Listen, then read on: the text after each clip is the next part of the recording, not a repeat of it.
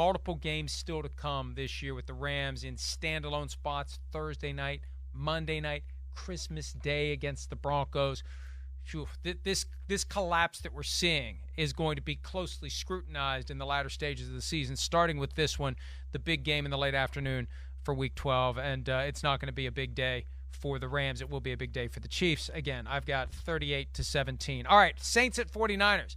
Another rematch of the old NFC West days, back when the 49ers could count on going 6-0 against the Saints, Falcons, and Rams every year as they were fattening up their record and getting home field advantage.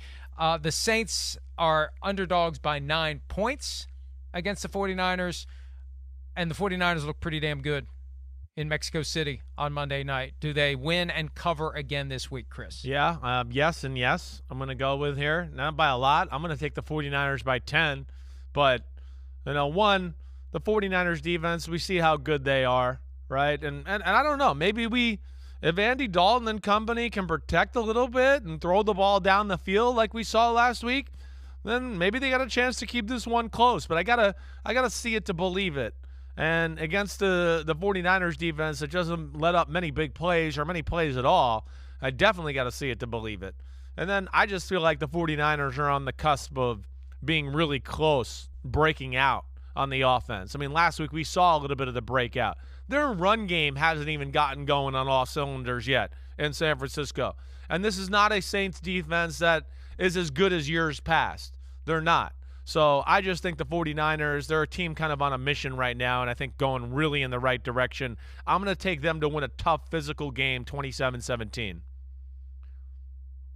I've got the 49ers 31-17, and they're making their move, and their guys are healthy. And the challenge is keeping them healthy while they're in the process of making their move. And the Saints got a win over the Rams last week. That's great, but they're not good enough. They're not consistent enough to keep that going, and they can't match the physicality of the 49ers. 31-17, 49ers win. But this wouldn't surprise me if this is just one of those weeks, because the 49ers have this weird habit of stepping in a hole. Yeah, they do. Every time it's going well. That's just like all of a sudden there's this stray random, what the hell was that? So it wouldn't completely shock me, but I'm not ready to put my money, or not my money as the case may be, my pride on the line and suggest that the Saints will win the game. All right, we're going to take a break. When we return, prime time for Sunday and Monday, including the Packers trying to save their season. The playoffs begin as a practical matter for Green Bay and Philly on Sunday night. We'll discuss that next here on PFTPM and Chris Sims on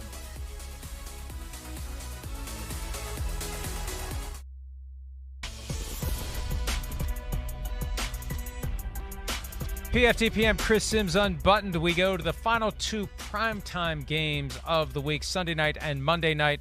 Let's start with our game, Packers at the Eagles. Philly's offenses sputtered the past couple of games. They lost at home in prime time to the Commanders to cap Week 10.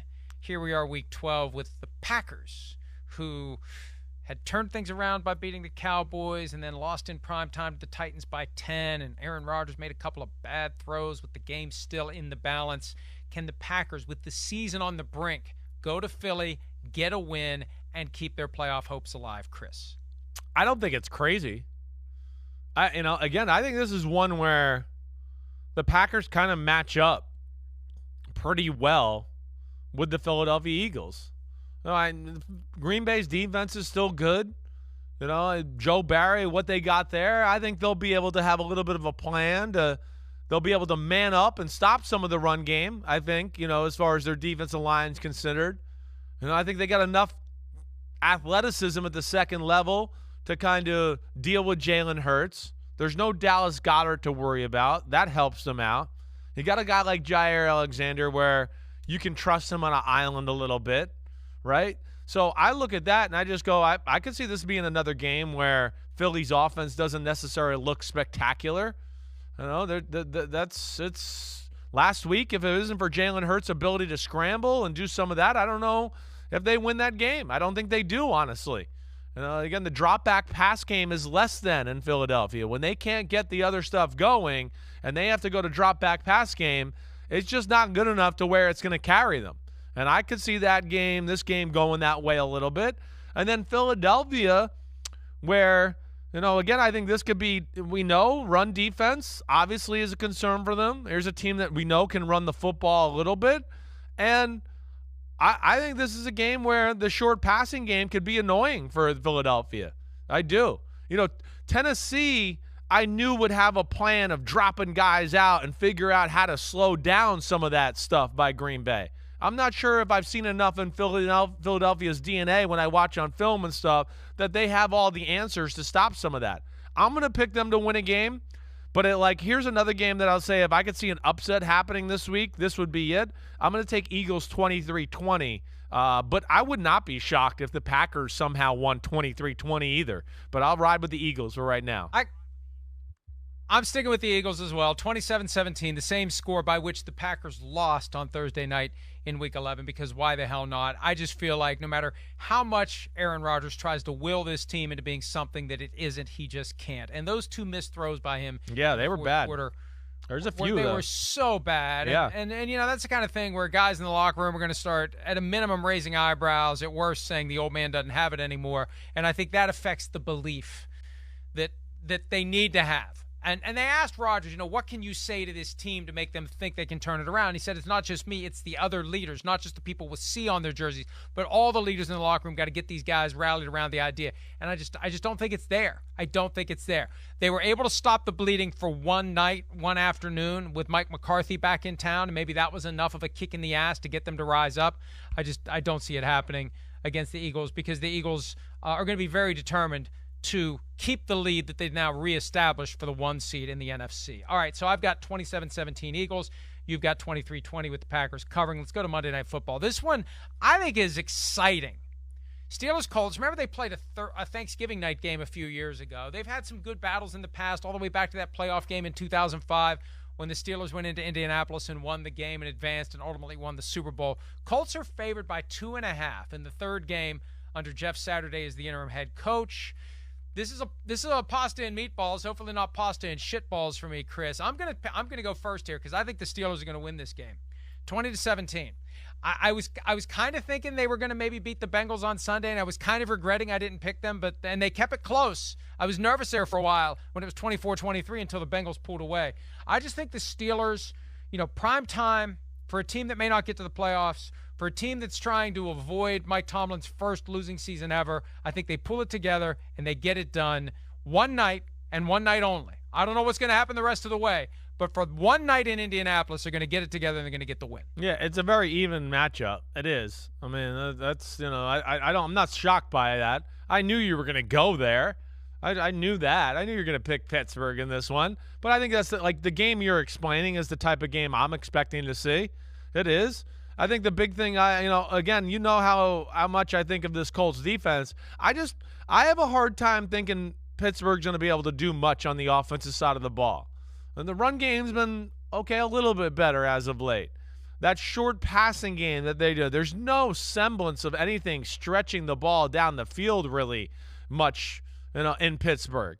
I just think the Colts defense will be a little too much. And then Matt Ryan and the short passing game and just running the ball a little bit, that I think this is an ugly defensive struggle. I'm going to basically go the opposite of what you're saying. I'm going to take the Colts 20-16 in this one, but don't feel comfortable about it because this is one of those games that, might come down to just who out hits the other one, and Pittsburgh hits you a little harder and causes a fumble or something like that and makes the play to win the football game, but I'll go Colts 20-16. Pete points out that this is our first disagreement straight up all week. And wow. At that rate, you're never going to make up ground on the 11-game bulge that I have managed to put together through 11 weeks. There's only 7 weeks left, including this one. So that's the one disagreement. That gives me extra reason to settle in Monday night and enjoy the Steelers beating the Jeff Saturday Colts. He's proven he can be Jeff Sunday. I don't think he can be Jeff Monday. We'll find out soon enough. And when we return, you'll see our best bets, 3 picks against the spread or over, under, and the Folsom Prison Blues pick. We'll do that when PFTPM and Chris Sims Unbuttoned continues right after this.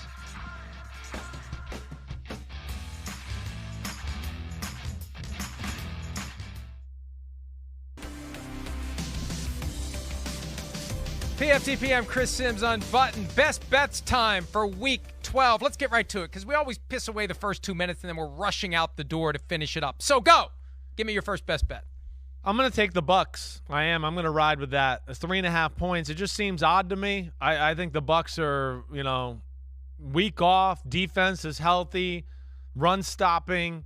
And then it's a Browns defense that's not very good. And I think the Bucks will be able to run the ball just enough to have them have to play run defense and play action